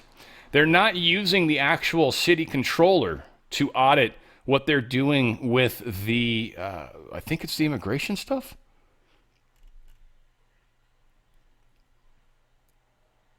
The audit, the Homeless Services Authority. Yeah, so they're trying to audit the Los Angeles Homeless Services Authority. They're not letting them. They're literally spending extra money on outside auditors rather than using the LA City Controller, who's voted into office. They're going to outside groups. This is, again, Karen Bass is a known communist. She is in love with Castro, Fidel Castro. She loves the dude. She's been down there many, many, many times. Many times. Just starts tearing up when she watches him talk, man. It's disgusting. This is how we're managing LA. This is how New York's managing itself. Seattle, Chicago, DC.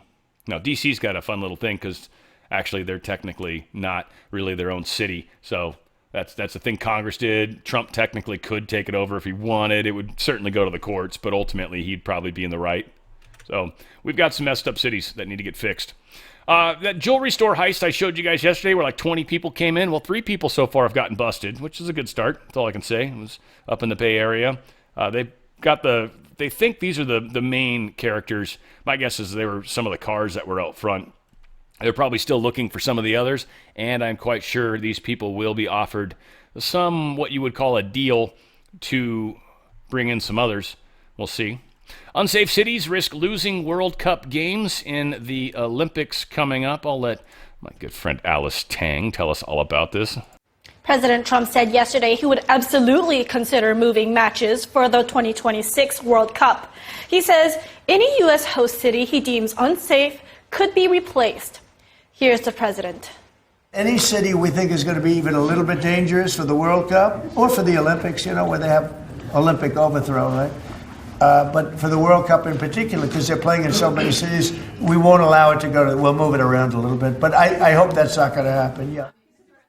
Trump was responding to a question about whether cities like Seattle and San Francisco could be dropped from the schedule. Both have pushed back on administration policies on immigration and crime. Seattle's Lumen Field is set to host 6 matches, and another 6 are scheduled at Levi Stadium in Santa Clara, just outside San Francisco. The 2026 World Cup will be co-hosted by the U.S., Canada, and Mexico and runs from June 11th to July 19th next year. The United States is hosting matches in 11 cities. Can you imagine how bummed these cities are going to be when Trump actually pulls this from them? Or how quickly things are going to have to get better? And big part of when Trump's going to start hitting some of these cities, specifically LA, Seattle, Chicago, when he starts hitting some of these cities heavy with ICE to see what they do. Because knowing all of this is on the line, these cities, they can't afford not to. Trump's got them by the short hairs, man, the short and curlies, as they'd say. Cracks are starting to form among Senate Democrats as Trump threatens big shutdowns if they lay it off. And he's calling their chicken bluff, man. It's like, all right, let's do this. Shut it down, bitches. Here's what we're going to do. We're going to fire as many people as we possibly can because government shut down. No furloughs. They're not getting paid again, ever. Ever. They're getting laid off. They're going to get one last paycheck whenever that happens, when the government comes back to life, and c'est la vie. Go ahead, Chuck Schumer. Go ahead, Hakeem Jeffries, you piles of shit. I triple dog dare you, motherfuckers. I kind of hope they do, but I don't think it's good. I don't know, whatever. We'll find out what happens. I'm just looking forward to experiencing it and then getting past it, and then we'll talk about other stuff, the elections or something. Oh my God, there's so many things we gotta get fixed. I haven't talked about the Root brands in a while. Love these guys. I've really been enjoying the Zero In. Just the level of energy. I joked the one time, I didn't joke, it's true, but I was hanging out with some friends and we were going to be, drinking pretty, we're going to give it a good go. You know what I mean? Like, I knew I was going in there to put down some beers. And so what I did is I took 2 of these. Normally I'll take one in the morning, get some energy going. Also, a lot of times I like to take one even before I start doing the show, like a little bit before. It takes about 20 minutes to kick in. It's got a little caffeine, but it's got other stuff, and it really seems to get the mind just going, fired up, You connecting dots that you didn't even know you could, and you're doing it so fast. It is just surprisingly good. And so I was in good 4 or 5 beers, and my buddy was hammered, and he was trying to say funny shit, and I was coming back with witty, snappy stuff, and he's like, "What is up with you, man?" He was tripping on me. I was too smart for him. I was too quick. He didn't know because they all like to do the powdered lines, if you know what I mean. I don't do it. I'll go out and watch them. I love doing that. I have a blast going. I'll go out with them every single time. I think everybody there assumes I probably do the stuff, but I just love going out and hanging out with them and watching them be stupid. But no, it was like, he's like, did you do a rail? And I'm like, no. I'm telling you, this stuff's awesome. And I only took 2. Normally I just take 1. The owner of the company was like, if I got a big thing, I'll take 3 of them. I'm like, I can't even imagine taking 3. That just sounds crazy. Remember I talked about cleaning out your innards, if you will? Lead, we were talking about it specifically. Clean slate. This stuff drops on the tongue, like 5-6 drops on the tongue twice a day. It's going to pull a bunch of stuff out of your body. It's just amazing, some of the toxic stuff that's in our body. This clean slate will help pull those out. Restore is another good one. It's almost reachable. But it's just good energy, good stuff. Let's go check the shop at all because it actually explains it a little better. It's kind of cool. They've gotten their website's picked up a lot. They've gotten swift. Where is Restore? Here it is. So it supports bone health, right? Gut health, blood pressure, and provides antioxidants and anti-inflammatory benefits. Like, anti-inflammatory, if you've got arthritis and stuff like this Restore, helpful. After working out, very helpful. It just helps. It's just another one of those things. It's a good supplement to have floating through your system. Again, if you guys do smoothies, which I wish I did, I really do. I wish I did smoothies because they've got some of the best products. I was literally doing Giving Back My Youth. I was doing that just raw. It's not horrible tasting. It kind of tastes like milk. It's colostrum and collagen. Colostrum is like that first bit of milk that comes out when an animal first starts milking. The first bit of milk is very intense, and that's the colostrum. So I'd get it in myself that way, and you could stir it into water maybe. I don't know. I had a hard time with that. But that one, Giving Back My Youth, is incredible for collagen, colostrum. Best stuff ever. Where's the other one? The Relive Greens, this one. Man, this has every fruit and vegetable under the sun. A scoop of that in there. I mean, it's going to turn your drink green. But between that and Giving Back My Youth, man, dude. And then they've got the Crush, I think it is. Yeah, this is the one that's got the amino acids. So if you're working out, this is it right here. Boom. Protein shake. Throw this in there. Get that in there. You are going to be stoked. You did. Big time. They're just great products, and they last a long time. There's just quite a few scoops you get. Not like a box of Raisin Brands, 2 scoops. Fuck that. There's hundreds of scoops. Hundreds of scoops. It's not like that shitty Raisin Bran. No, they're serious about it. They've also got some day after drinking stuff, which, to each his own. I think a lot of the people in my audience probably enjoy from time to time. Some of you guys are probably ultra pure. I've probably got a really nice mixture in there. But clean spirits, man, you wake up hard that one next day. This stuff helps. Big time. Big time. Just letting you know. Very much. This is the pills I tried, and they work just very well. Though sometimes your stomach's a little tough in the morning, the liquid can be good.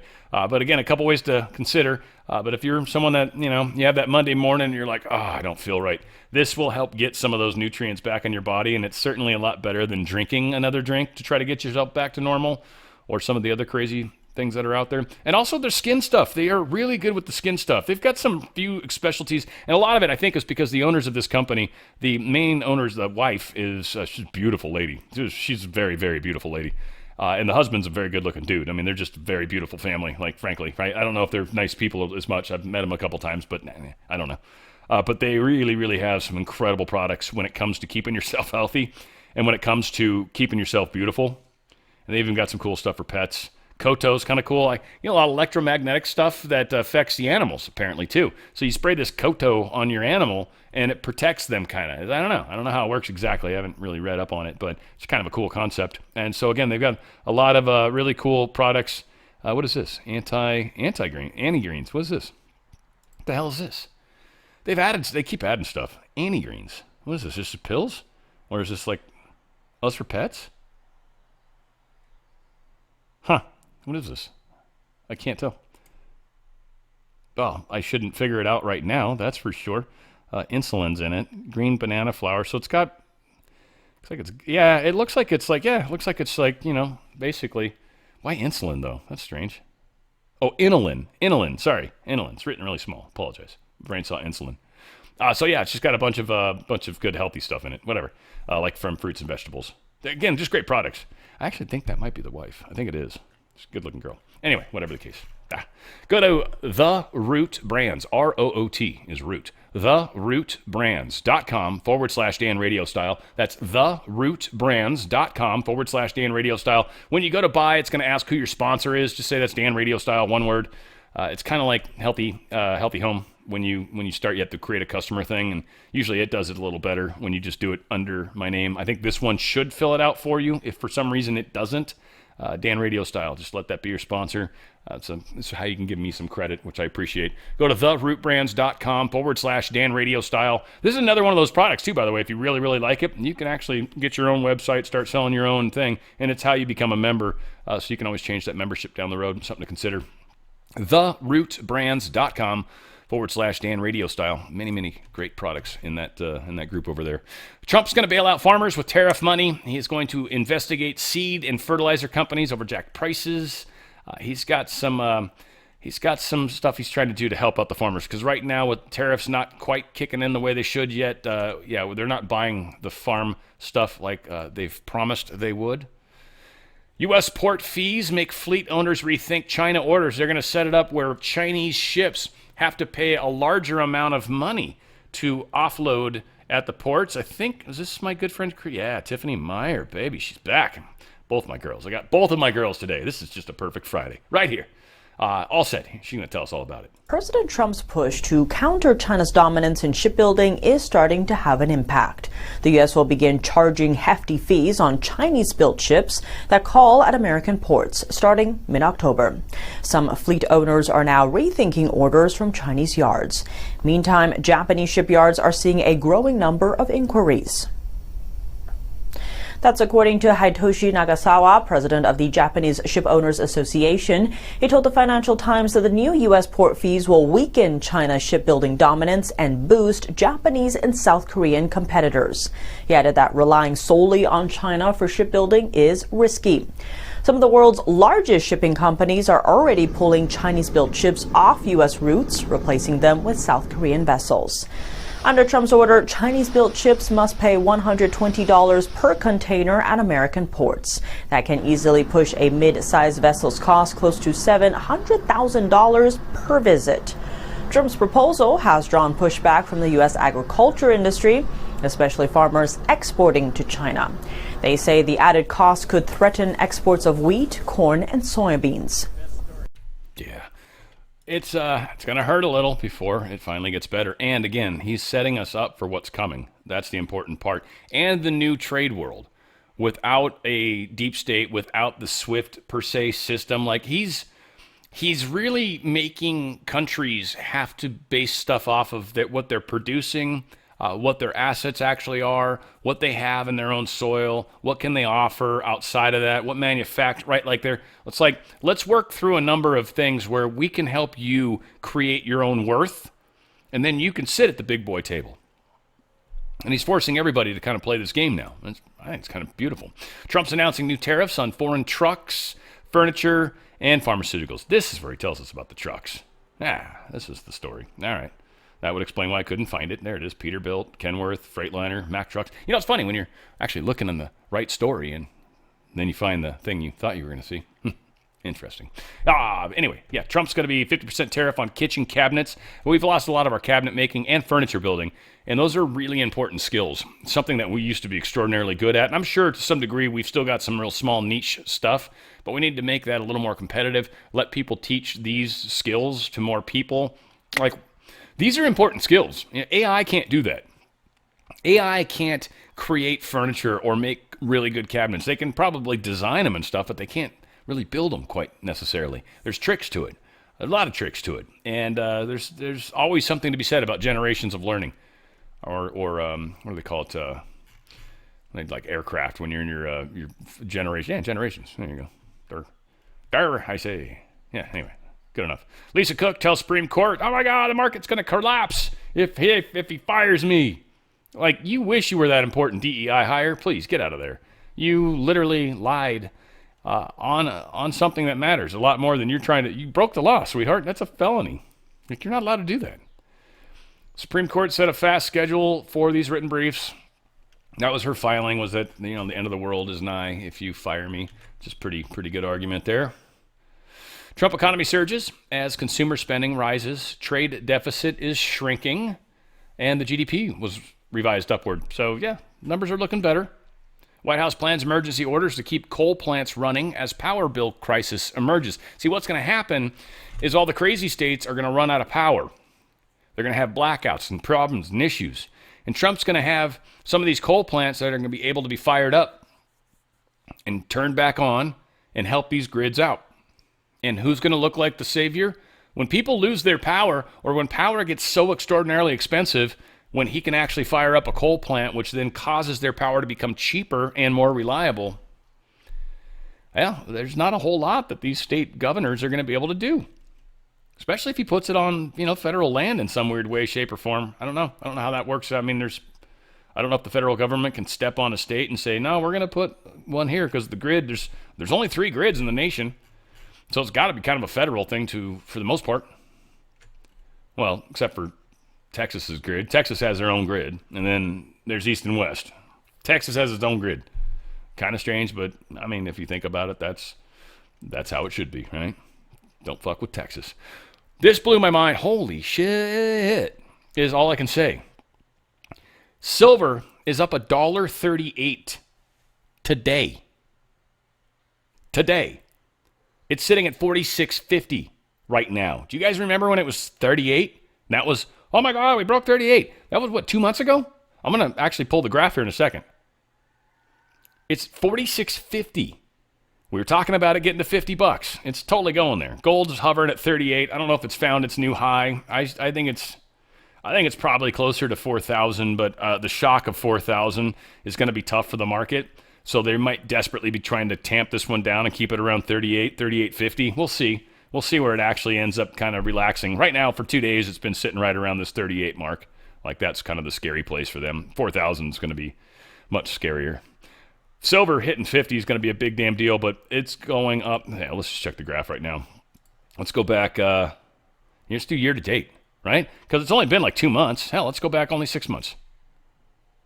Look at this. So 6 months ago, we're at 29,604. And we are literally sitting at 46.47 right now. Literally 6 months ago, we were at 29,604, 29.60. We're at 46.48. We've gone up $15 in 6 months. Think of the percentage. Again, kind of a DRS like gold.com, not really doing the commercial, but if you're in a 401k or an IRA, I'm telling you, we've got a little one or two more growth spurts, and something's going to happen with the market. And you guys are tied into an inflationary cycle when it comes to power, when it comes to all this stuff. Protect your wealth, man. Protect your wealth. Get out of that system. Wow, that's freaking crazy. When I saw that today, I was like, holy crap. Holy crud. Yeah, that's awesome.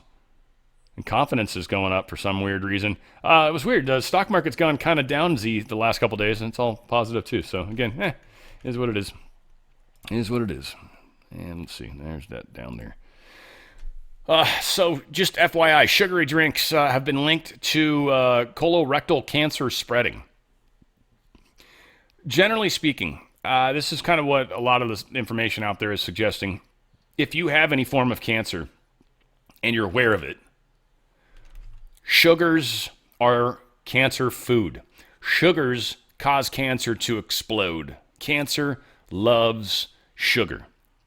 So fructose and glucose are simple sugars. Fructose is very natural, like in fruit. Glucose is the simplest of sugars. Sucrose is just one more molecule than glucose. High fructose and stuff like that, you see corn syrups and stuff, they're still considered sweeteners. They're definitely not healthy, and you should never eat them because they're worse as far as that. But anything that's a sweetener is going to help feed cancer. If you've got concerns of cancer, if you've got cancer, certainly you should be on the parasite cleanse, because there's a lot of studies out there that actually show cancer reductions and even direct correlations between cancers and parasites. So again, there's a lot of weird studies out there and things to keep in mind. But colorectal cancer and a number of other cancers, yeah, when you feed them, they get bigger, they will grow, they will expand. The vaccine schedule finally under fire.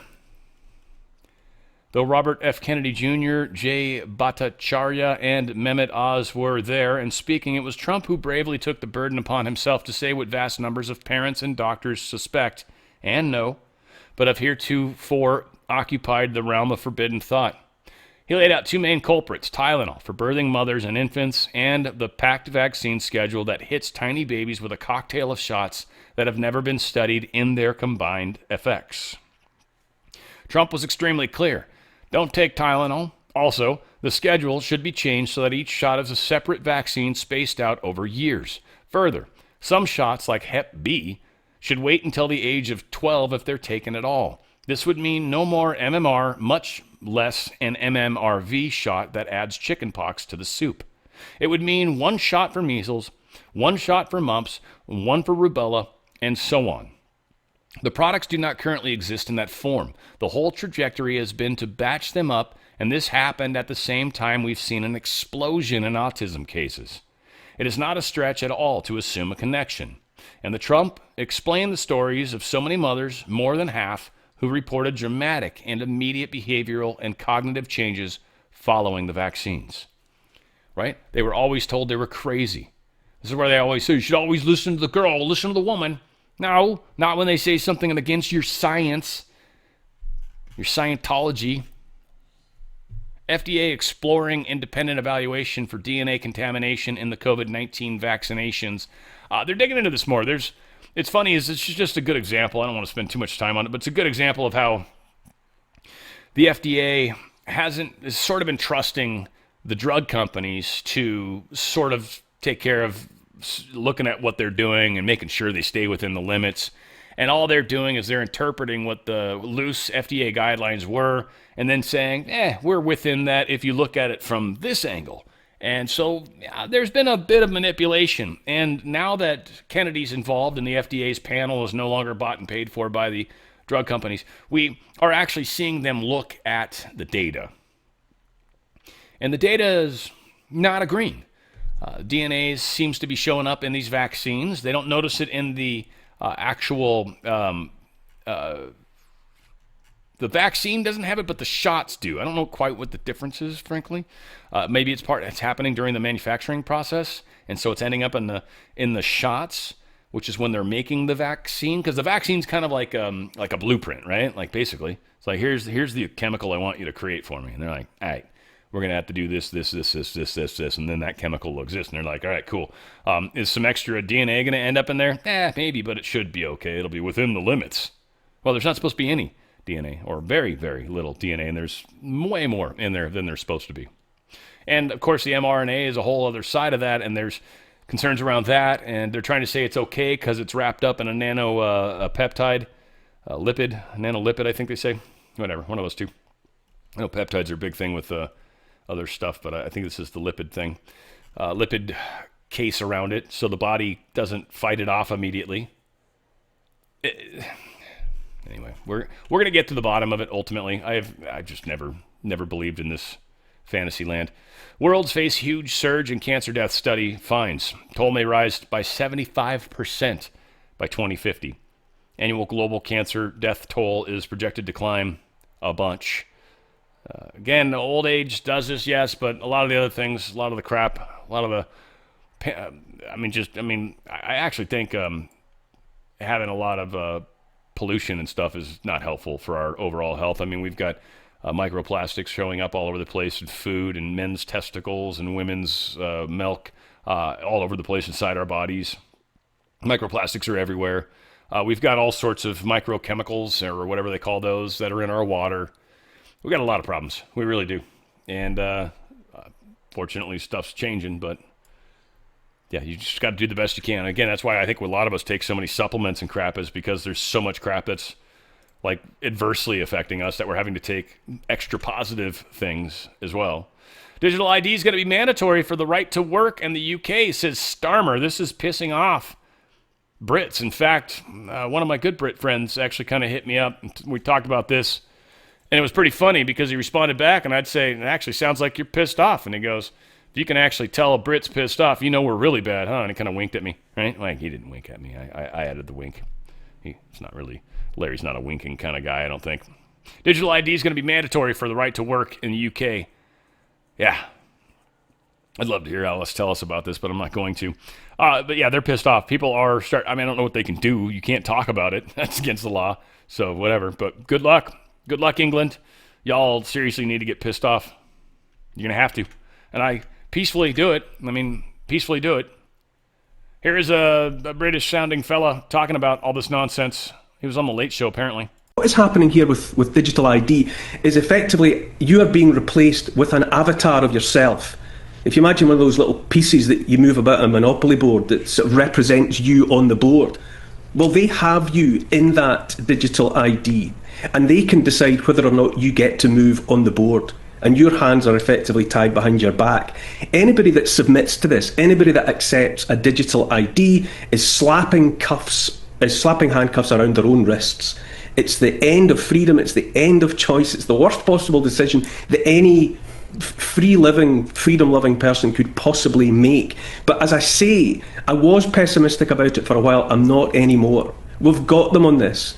We have them surrounded. Their arguments don't stack up. None of the reasons that they've put forward for doing this make any kind of sense. The very idea that this is going to tackle the people arriving by boats on the shores of the British Isles is absolute nonsense. It was never supposed to do that. The appetite, the desire to bring forward the digital ID was there years ago, and it was understood by the people that wanted to bring it forward that the British people would not accept it.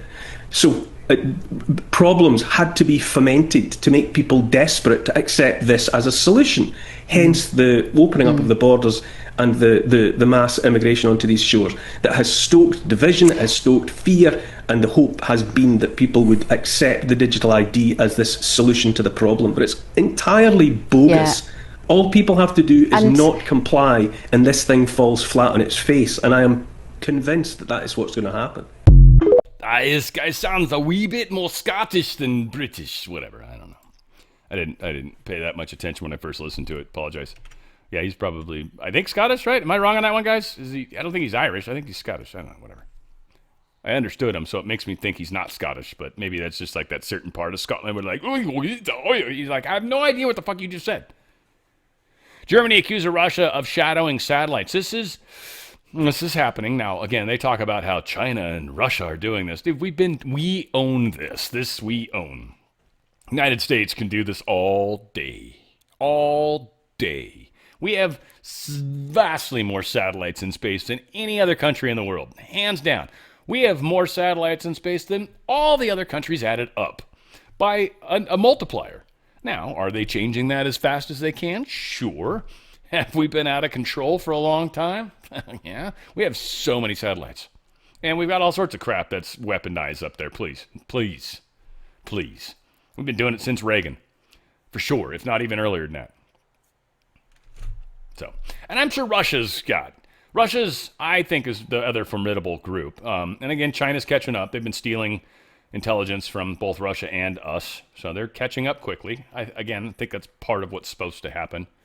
We need to have 3 equally strong prongs on this giant fork we call Earth. I don't know. I went with the analogy. Right now, the China prong is a little shorter than the other 2 prongs. So it's like, what's this bullshit prong? What is this? China's like, we're working on it. All right, well, okay. Just saying. Weird looking prong, man. Why you always make fun of our wiener? I said the prong. Wasn't being metaphoric. Yeah, it's happening. U-turn, Germany now backs EU's creative plan to use frozen Russian funds for Ukraine. Yeah, this is called stealing. They're going to try, because, well, it's Russia's fault that they went into Ukraine. We said so, so therefore we're allowed to steal the money.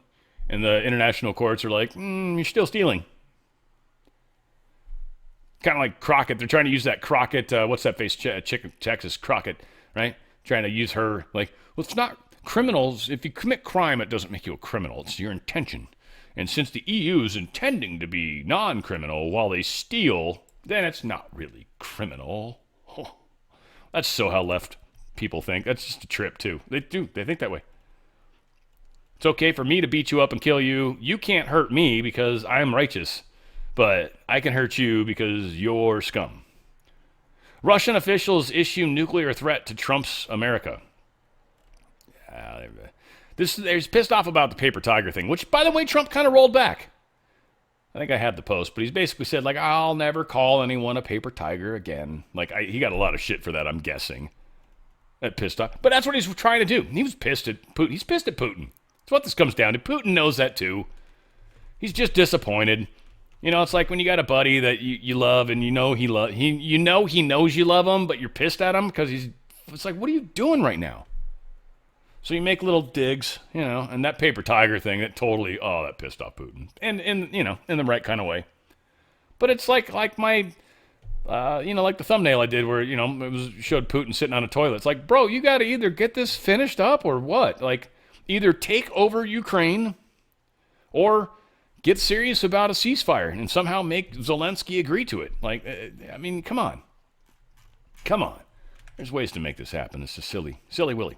NATO warplane struck a Polish home during Russian drone incident. This is kind of a trip.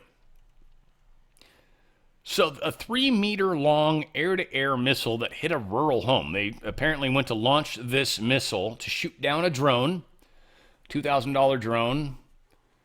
Now, we had been hearing they were using Sidewinders, which are expensive. But what this story says is no. They literally were using an AMRAAM, an AIM-120. So an AIM-9 is a Sidewinder.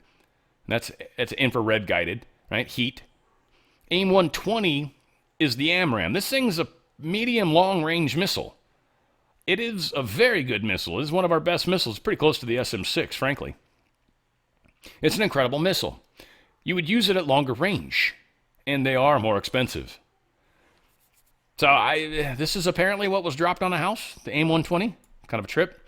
For any of you guys like to play video games, you know, you ever heard of the term Fox 1, Fox 2, Fox 3, right? A lot of people think that's just how many missiles you got in the air. That's not actually what those numbers mean. Those numbers actually refer to specific kinds of missiles.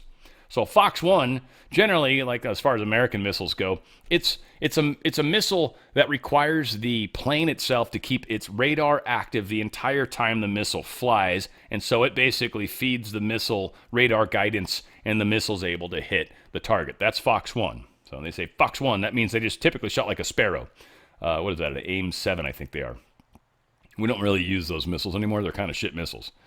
And Fox 2 would be your infrared-guided missile. So if you say Fox 2, that's any infrared-guided missile. I mean, Russians have their own versions. Chinese have their own versions. We have the AIM-9 or the Sidewinder, right? That's our typical air-to-air heat seeker.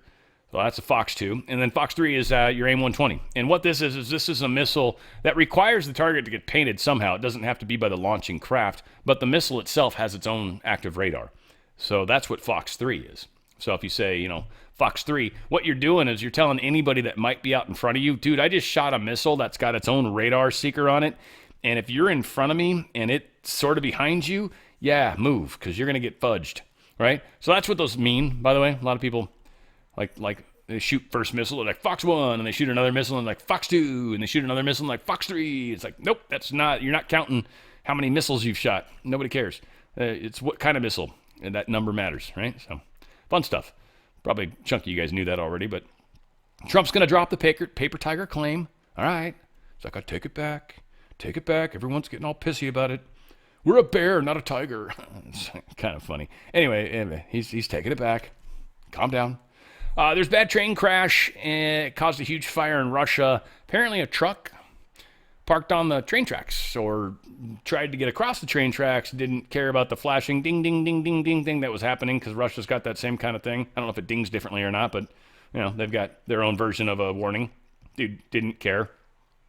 I kind of wondered if this was Ukraine or someone like that. The person inside the car was still inside the car or truck, and they got nuked. They're gone. They're whatever they believe. They're there. That's where they're at. So, not cool. What else? All right, we're getting to the end, folks. And I got a music show coming up here very shortly. It's going to be exciting. Got a good show today. It's going to be fun. Rod Stewart and stuff. It's going to be fun. Netanyahu says Iran tried to assassinate Trump not once but twice. President Trump understands better than any other leader that Israel and America face a common threat. He showed the world that when Iran and its proxies murder Americans, take Americans hostage, shout death to America, burn American flags, and try to assassinate the President of the United States, not once, but twice. He showed them there is a price to pay for all that. Yeah, there's a price to pay. That's for darn sure, my friend. So, again, not that I approve of everything that's happening over there. Netanyahu defiant, to United Nations.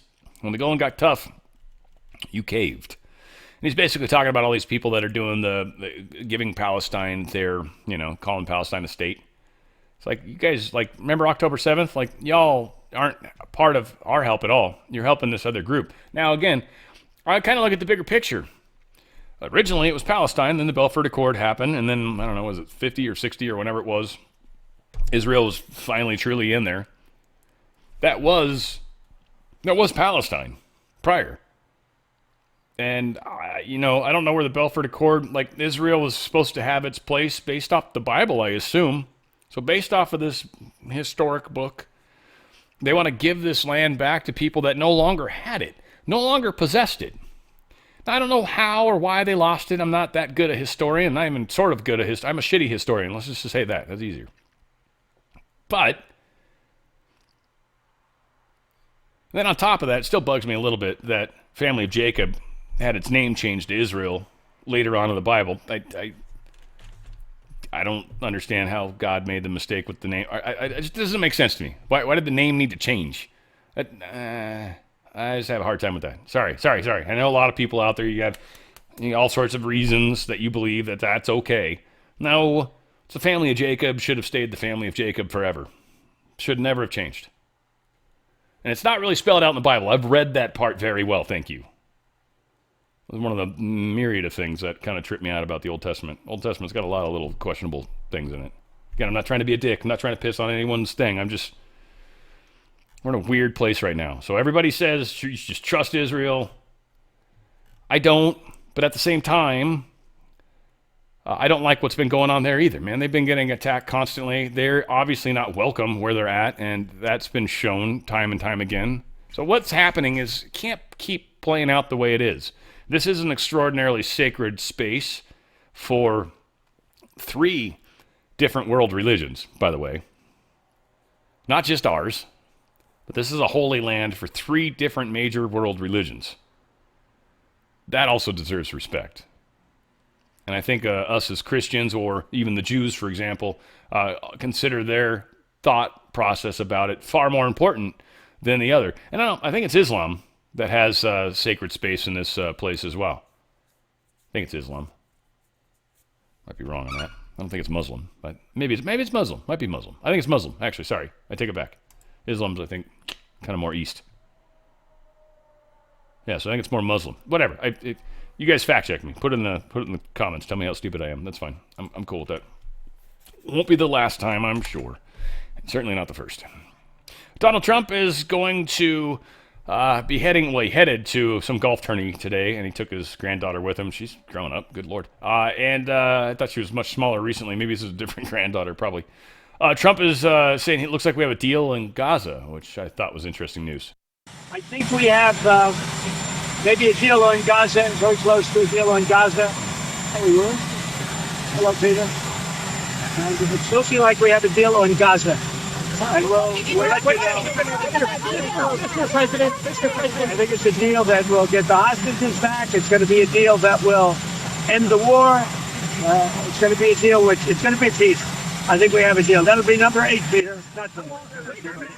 8 wars. You haven't finished the Russia war yet. I think you keep counting that one, because I don't think that's 9, right? But he keeps acting like that war's ending at some point.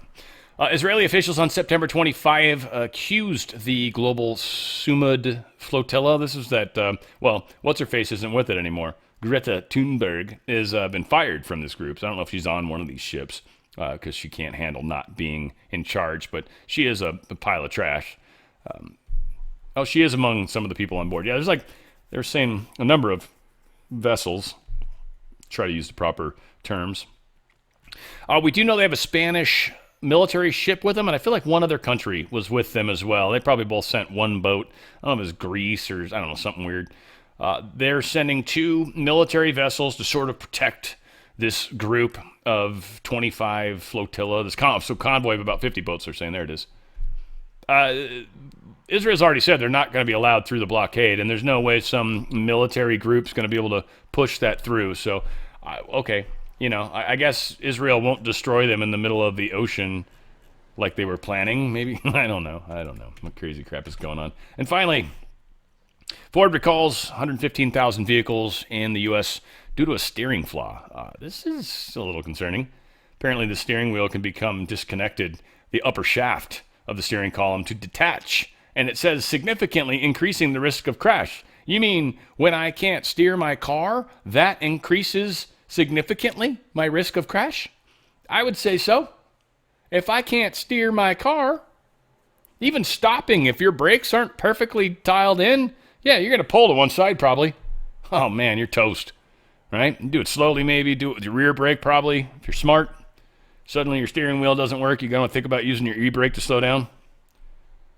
Or do it slowly. It's like when you have a blowout and one tire goes flat, you don't want to just reef on the brakes because it's going to pull really funky. Actually, to pull, I think, where the tire is.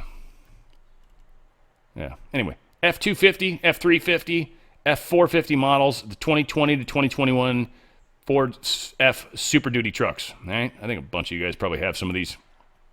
You hopefully already got an email. I love you guys. This is an extraordinarily long show. Holy crap. I got to get better at this. All said, I'm having fun. I'm loving it. And I've got a music show in about an hour and 20 minutes, so we'll see if we can get this updated. You guys obviously aren't going to be able to watch it completely before my music show, but you can always watch the music show after or join live. We've got a cool community that are going to be there. But that starts 3 p.m. Pacific time on Friday, 6 p.m. Eastern. I love you guys. We're going to keep working this and keep fighting it, and I'm so glad you guys are doing this with me. Couldn't do it without you. Where we go one, we go all. It's on the Fringe with Dan RadioStyle.